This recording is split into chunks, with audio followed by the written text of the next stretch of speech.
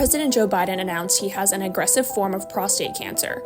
The former president's term was already facing more scrutiny over reports he suffered serious cognitive decline while in the White House. This diagnosis of prostate cancer, I think, underscores what some saw as the mistake Biden made at the start to seek a second term. Here's what we know now about Joe Biden's final exit from politics. How does this diagnosis impact perceptions about his administration? It's hard for our system to kind of police the state of health of presidents. That goes back to 1919 when Woodrow Wilson suffered a debilitating stroke and his wife became his gatekeeper. You can look at Ronald Reagan's presidency. 5 years after he left office, he announced he had been diagnosed with Alzheimer's disease.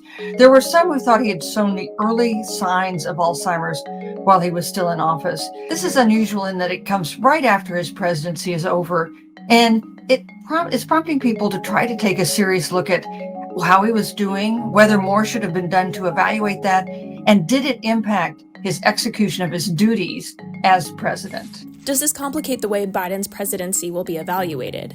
There are a lot of expressions of sympathy for Joe Biden. There's a great understanding of the travails he's had in his life, the death in a car crash of his wife and young daughter, the death of his adult son from brain cancer. But when it comes to the assessments of his presidency, I don't think this softens that.